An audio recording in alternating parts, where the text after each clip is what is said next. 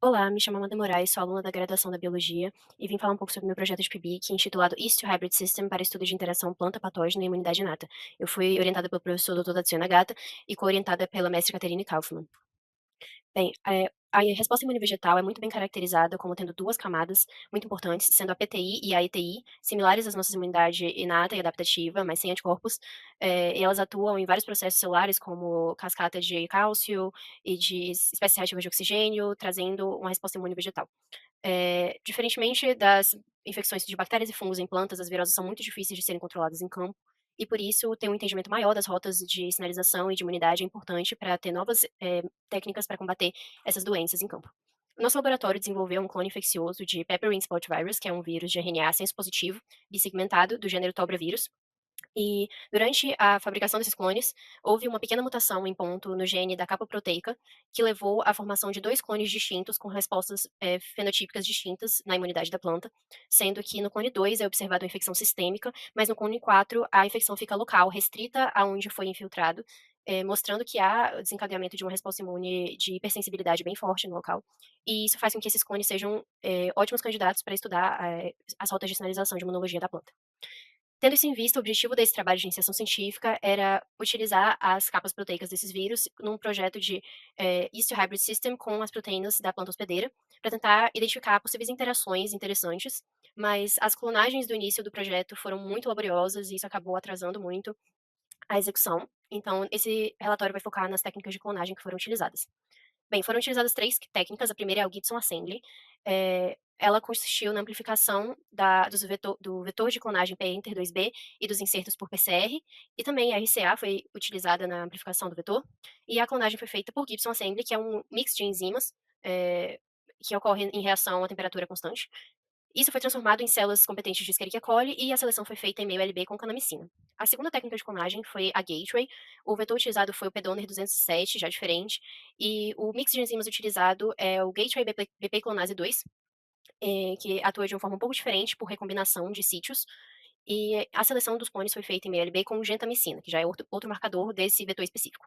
A terceira técnica usada foi a utilização de enzimas de restrição, que é a técnica mais comum que há, e foram utilizadas as enzimas SHO-1 e BAM-H1. Eh, Foi feita a preparação com a digestão com essas enzimas, a desfosforilação desses produtos e a união com T4-DNA ligase. Isso foi inserido em células de Escherichia coli, que foram selecionadas em LB com canamicina. E foi feito o repique das colônias singulares, PCR de colônia e sequenciamento Sanger, que foi analisado por alinhamento múltiplo no software Genius. Bem, como resultado, durante a clonagem de Gibson Assembly, a amplificação do vetor P-enter por PCR, tanto com a enzima Q5 quanto superFI, foi muito baixa. A eficiência não foi suficiente para permitir uma clonagem com sucesso. A RCA também não teve boa eficiência e, assim, não foram observadas colônias na placa. Da mesma forma, na figura 2, é possível observar que na técnica de Gateway também ficaram colônias muito pequenas, muito próximas e restritas às bordas, onde há uma concentração menor de antibiótico. Assim, quando foi feita a mini PrEP, não tinha plasmídio nas colônias, ele foi expulso ou foi um falso positivo, essa clonagem também não foi eficiente.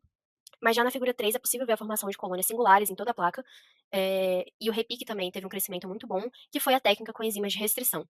Na imagem à direita é possível ver a PCR de colônia, que foi realizada para a região do inserto, e clone 2, que é a imagem de cima, apenas uma das colônias não tinha plasmídio, enquanto nas colônias selecionadas de C4, todas elas tinham o plasmídio. Mas para garantir, a gente fez o sequenciamento dessas colônias e fez um alinhamento com as sequências originais dos clones, e foi possível observar uma similaridade de 100% entre os clones feitos e as sequências originais, não houve nenhuma mutação. A única mutação que foi observada foi a mutação clássica do C4, exatamente na posição esperada de uma citidina na posição 576, e isso leva a um frame shift na porção C-terminal da capa proteica, como é possível notar nessa imagem mais abaixo. Dessa forma, é possível concluir que o processo de clonagem molecular pode parecer muito simples teoricamente, mas na bancada ele pode trazer muita dor de cabeça para os pesquisadores, porque são muitas possibilidades de erro e muitas abordagens a serem feitas. E também há uma tendência em usar técnicas cada vez mais avançadas, né, e menos laboriosas, mas nesse trabalho a técnica ancestral mais clássica de enzima de restrição foi a única que trouxe sucesso para esse caso. Então é importante saber que trabalhando com sistemas biológicos são muitas variáveis a serem consideradas e todas as metodologias precisam ser levadas em consideração para fazer o desenho experimental. E também que o fluxo de trabalho desse projeto continua em andamento, agora que a clonagem foi feita com sucesso. E gostaria de agradecer ao CNPq pelo fomento e aos colegas do Laboratório de Virologia e Microscopia da UNB. E a todos, muito obrigada pela atenção.